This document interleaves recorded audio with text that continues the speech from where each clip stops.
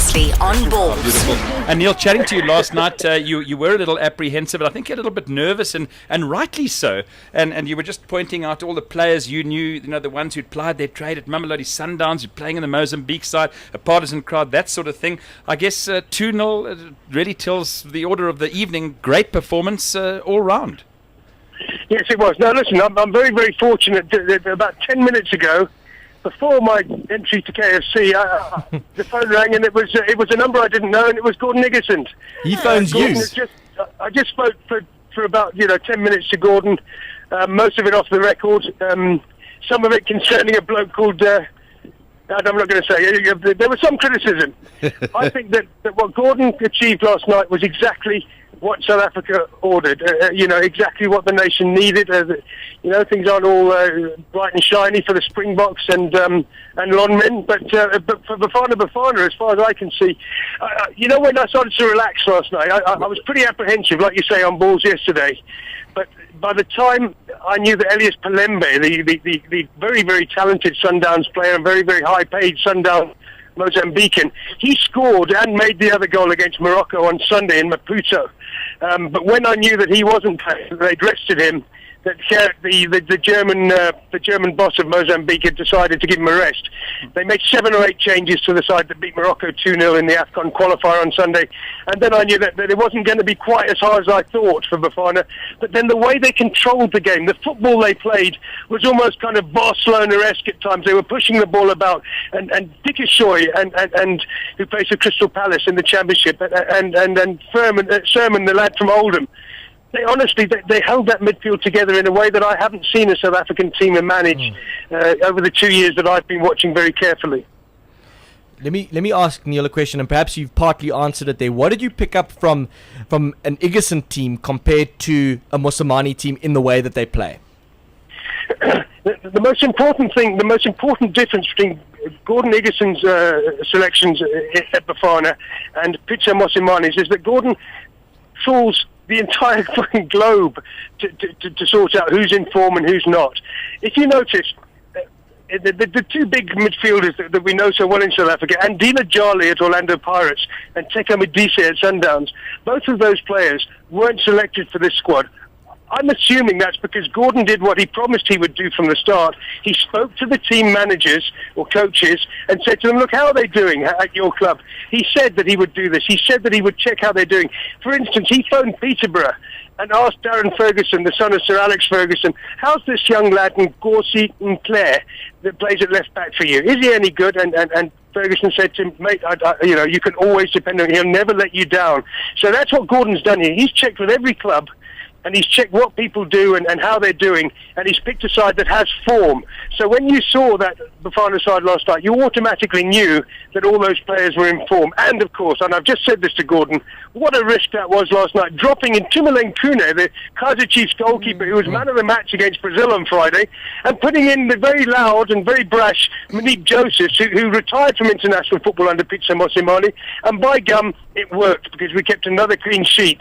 Thanks a little bit to a sensational save off the line from Frontsman at the end there. But nevertheless, everything that Gordon has done so far, it would have been nice to get a draw against Brazil, but everything he's done really, from my point of view, and most of the 7,000-8,000 people that I interact with on the internet, most of those people this morning are happy people. Sorry, Johnny, we were chatting just before we phoned you, Neal, but we said, in fact, 2-0, great scoreline, but in all honesty, it probably could have been more. It definitely could have done. So Bernard Parker scores early, right? And I would point out to Kaizer Chiefs fans and Orlando Pirates fans that Simpiwe Shabalala made that goal. And then you're looking ahead to Bongani Kamala scored a brilliant header from a set piece, for a Shabalala set piece, ironically, and it wasn't offside. The ref gave it offside. The linesman flagged it. They could easily have been 2-0, before half time, and then I think we would have seen a 4 or a 5. Second half, you had to kind of sit back a bit, just check that Mozambique weren't going to somehow fluke their way back into the game, and Parker again, a second goal right at the end to settle it and to make it exactly the right scoreline. If they'd won 3 or 4-0, we'd all be saying they're going to win the World Cup in Rio in 2 years. But the point is, 2-0 over Mozambique, our neighbours, ranked below us in the FIFA rankings. It's the right result at the right time for Gordon, and he goes on to play Poland, yes, knowing that he's now got a squad together. He's got a team that show, as he said, camaraderie. And what about that quote from Gordon Iggesund at the end there, when he said, by the time we get to AFCON in this country in January, I want Bafana to be a machine. And I love that quote. To be a machine in African football under Gordon Iggesund with a good side who picked from all around the world, I can really start to see it now. And it's something that I never felt with Pitso Mosimane or with Pereira before him during the World Cup. I really feel that Gordon has done the right thing so far. I know I'm being very positive and very rose-tinted, but why not after what we've seen? Neil, Gordon Iggesund says he's going overseas to look for South African players who can join the Bafana squad.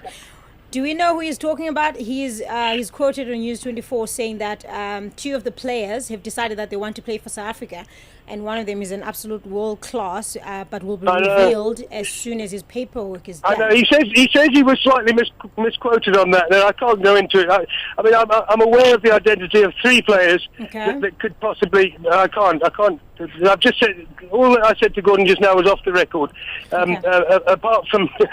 Apart from the bits that were nice, so there are other players, that possibly. Okay, Andrew Sermon at Norwich has played for England's under-21 several times. He was hoping to push on in the England structure.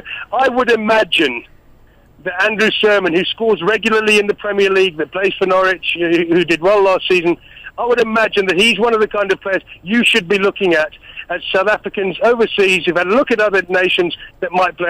I'm not sure about Sermon, and neither is Gordon, because he has played so many games for the under-21s in England, whether FIFA would create a ruckus about that. But there are definitely, because things have gone so well, and because Benny McCarthy came out, for instance, after the Brazil game and said that playing under Iggesund was much like playing under Mourinho, had the same eerie or spirit as Mourinho.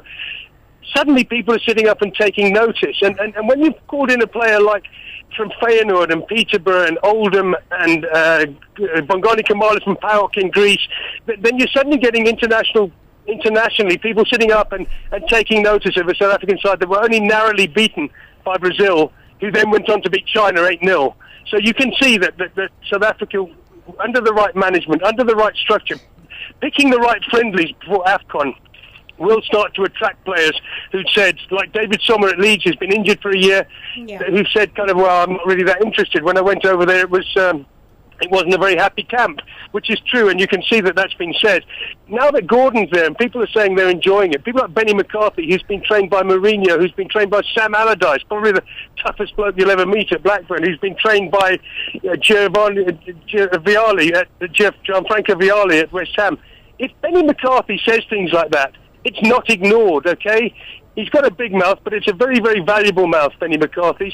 And when he says things about Gordon Iggesund like that, people do react, and people do take Benny's word for it. So this is a positive time for Bafana, unlike the Springboks. Don't even go there. But Neil, I want to pick up on something that you said there, and it's about Benny McCarthy and what he said about Gordon, because he said that playing under Gordon allows the players to believe in themselves. He makes the players believe in themselves. And when you get to when you get to international level and you're coaching these guys, that's half the battle. Yes, exactly. It's not just like Benny just mouthed off. A lot of Chiefs fans and people that don't like Benny were saying on the various social networks that Benny was just saying this because he wants to stay in the squad. But by then, Benny had been injured for 6 weeks, and he had problems of his own. The new coach at Pirates. Benny found time to make sure that he measured those words, and he's been doing it on Twitter as well. Benny, he's been twittering a bit lately. He sent me some Twitters, personally, and Benny honestly feels that this is a good Bafana camp, and that Gordon Iggesund has done what he said he would with Thomas Madugagi, who is also not to be trifled with. He's got a great record as a deputy, Madugagi. These 2 blokes have created a happy, well-structured team. As Gordon just said to me 10 minutes ago, we haven't had time to even work on a set piece yet, to work out who's going to stand where for corners and free kicks. But we've come away from those first 2 games relatively unscathed, travelling, 5,000 kilometres, and they've come back to a point now where, yes, Benny's right. Gordon is able to talk players into a situation where they feel confident, they feel like part of a team, and they've created, I think, a really good start. I know it's only the first couple of steps. Gordon knows that. Gordon knows we've got a long way to go, and there's a lot of work to be done before AFCON, but at least we can be a little bit optimistic now. Awesome. Neal, thanks very much for the chat. We're actually going to get hold of Gordon and have a chat to him as well, but always great to have you on the show, and thanks for your insights. Brilliant, mate. Listen, he came on to me on a number that I didn't know. Yeah. So, if you have trouble, give me a call, all right? All right, thanks, mate. Good to see All you right, yesterday, Neil. see you guys. Thanks. Okay, cheers. All right, Bye. Bye, bye, bye.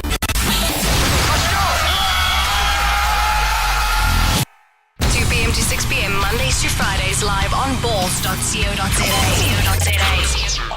Balls.co.za.